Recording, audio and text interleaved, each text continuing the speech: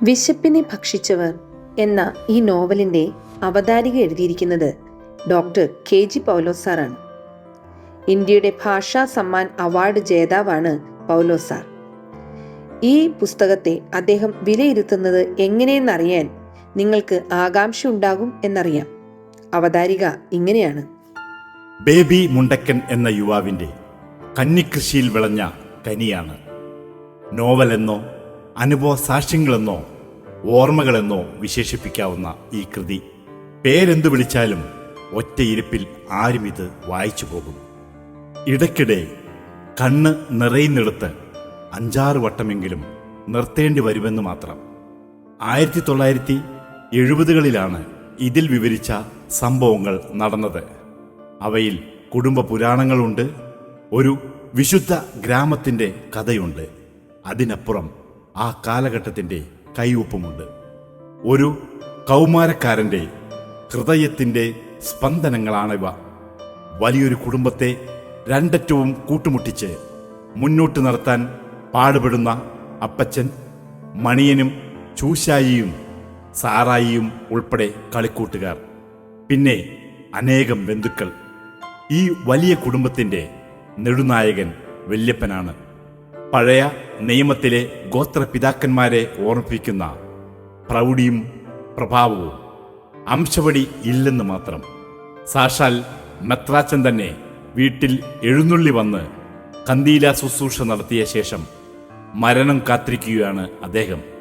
ഒരു ദിവസം കൊച്ചുമോനെ വിളിച്ച് കിഴക്ക് അഭിമുഖമായി കട്ടിൽ തിരിച്ചിടിവിച്ച് യേശുക്രിസ്തുവിൻ്റെ വരവ് കിഴക്ക് നിന്നാണ്, പിന്നെ സദാ വെള്ളച്ചിറകുകളുമായി മാനത്തു നിന്നും ഇറങ്ങി വരുന്ന മാലാഹുമാരുമായി സല്ലാപമാണ് വല്യപ്പൻ. ചുറ്റും കൂടി നിൽക്കുന്നവർക്കാർക്കും വെണ്മയേറിയ മാലാഹമാരെ കാണാൻ കഴിയില്ല. അത്യുത്തമമായ ഒന്നാണ് ഈ ഗോത്രപിതാവിൻ്റെ അന്തിരംഗങ്ങളുടെ ചിത്രീകരണം. വൈവിധ്യമാർന്ന ഒട്ടനവധി കഥാപാത്രങ്ങളാണ് ഈ ഓർമ്മകളിൽ മിന്നിമറയുന്നത്. ഒരിക്കൽ യാത്രയിൽ വിശന്നു വലഞ്ഞ് ബോധം കെട്ട് താഴെ വീണ കൂട്ടുകാരനെ റോഡരികിൽ ചാരിയിരുത്തി തൊട്ടടുത്ത് കണ്ട ഒരു വലിയ വീട്ടിൽ കുടിക്കാൻ അല്പം വെള്ളത്തിനായി കയറി ചെന്നു. വീട്ടമ്മ പട്ടിയെ വിട്ട് കടിപ്പിക്കുമെന്ന് ഭീഷണിപ്പെടുത്തി. പേടിച്ചോടി രക്ഷപ്പെട്ട് കുറച്ചപ്പുറത്തുള്ള കുടിലിൽ ചെന്ന് ഗർഭിണിയായൊരു സ്ത്രീ മുറ്റത്ത് നിൽക്കുന്നു. ആഗതരുടെ ദൈന്യം കണ്ട് ആ സ്ത്രീ ഭർത്താവിനെ വിളിച്ചു. കാര്യങ്ങൾ ഗ്രഹിച്ച് അവർ ആവോളം വെള്ളം നൽകി. ചാണകം മെഴുകി ഇറയത്ത് ഒപ്പം വരുത്തി ഭർത്താവ് കാര്യങ്ങൾ ചോദിച്ചറിയുമ്പോൾ 2 കിണ്ണം നിറയെ ആവി പറക്കുന്ന കഞ്ഞിയും അതിലിട്ട ചേനക്കറിയുമായി വീട്ടുകാരി വന്നു. സംശയിക്കേണ്ട, കഴിച്ചോ, ഒത്തിരി കാത്തിരുന്ന് ഞങ്ങൾക്കൊരു കുഞ്ഞു പിറക്കാൻ പോണു. ദൈവത്തിന് നന്ദി പറയാൻ ഇതും ഒരു വഴിയാണ്. സംതൃപ്തിയോടെ പടിയിറങ്ങുമ്പോൾ കൂട്ടുകാരൻ പറഞ്ഞു, വിശപ്പറിഞ്ഞവർക്കേ വിശപ്പിന്റെ വിലയറിയൂ. പാവപ്പെട്ടവർക്ക് അതറിയാം. വിശപ്പറിഞ്ഞ അനേകം പേരുടെ ഉജ്ജ്വലമായ നഖചിത്രങ്ങൾ ഈ വിവരണങ്ങളിലാകെ വെളിച്ചം വീശുന്നു. ചുമട്ടുതൊഴിലാളി സ്റ്റീഫൻ, മീൻകാരി ത്രേസ്യാമ്മച്ചേടത്തി, പീറ്റർ ചേട്ടൻ, എണ്ണമറ്റ ഓട്ടോ തൊഴിലാളികൾ, അങ്ങനെ എത്രയെത്ര കനിവിൻ്റെ രൂപങ്ങൾ.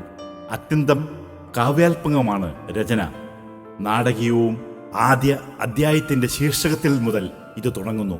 ദൈവങ്ങൾ ആരെന്നോ ആദ്യം ചുമട്ടുതൊഴിലാളി സ്റ്റീഫൻ, പിന്നെ മീൻകാരി ത്രേസ്യാമ്മച്ചേടത്തി, പിന്നെ മീൻകാരി ത്രേസ്യാമ്മച്ചേടത്തി.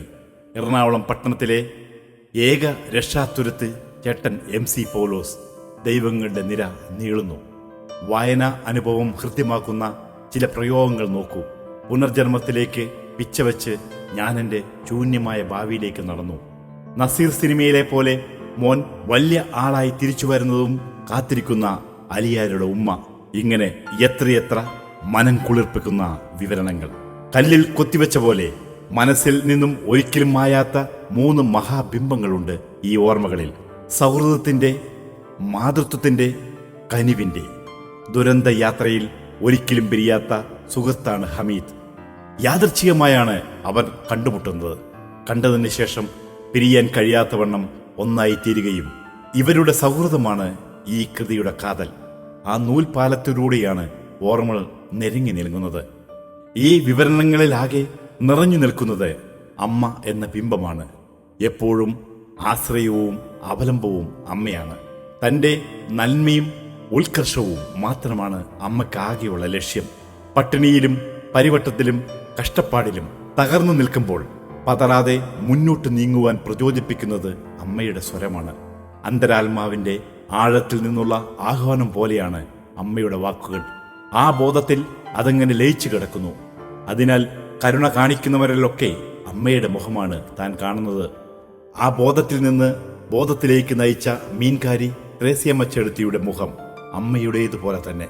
ദാഹിച്ചും വിശന്നും വലഞ്ഞപ്പോൾ ആവി പറക്കുന്ന കഞ്ഞി തന്ന വീട്ടമ്മയുടെ മുഖവും അമ്മയുടെ തന്നെ. നന്മയും കരുതലും കാരുണ്യവും കാണിക്കുന്ന സ്ത്രീകളിലൊക്കെ അമ്മയെ കാണുന്നു. അവസാനം മടങ്ങി വരുമ്പോൾ അമ്മ ചെളിക്കണ്ടത്തിൽ ഞാറു നടന്നു. ഒപ്പമുള്ള സ്ത്രീകൾക്കൊക്കെ അമ്മയുടെ മുഖം. ആ വയൽ നിറയെ ആയിരം അമ്മമാർ വാത്സല്യം കൊണ്ട് തന്നെ മുത്തം വയ്ക്കാൻ ഓടിയടക്കുന്നു. ഈ മാതൃബിംബമാണ് ഈ ആഖ്യാനത്തിലെ ഏറ്റവും കരുത്താർന്ന പ്രതീകം. ഒരിക്കലും ഒളിമങ്ങാത്ത ഓരോ മനസ്സിലും കുടിയേറുക. വിദ്യാലയാന്തരീക്ഷം ഈ സംഭവങ്ങൾക്ക് നിറം പകരുന്നു. വെണ്ണിക്കുളം സെന്റ് ജോർജ് സ്കൂളിലെ 2 അധ്യാപകന്മാരാണ് നിറഞ്ഞ നിറങ്ങളിൽ തെളിഞ്ഞു നിൽക്കുന്നത്. സെലിൻ ടീച്ചറും മറിയാമ്മ ടീച്ചറും. സെലിൻ ടീച്ചർ വരുന്നത് സ്വപ്നത്തിലാണ്. രാത്രി തിരുനക്കര മൈതാനിയിൽ പട്ടിണിക്കോലമായി ശൂന്യമായ മാനത്തേക്ക് നോക്കി മലർന്നു കിടക്കുകയാണ്. കണ്ണം നടഞ്ഞു കിട്ടി.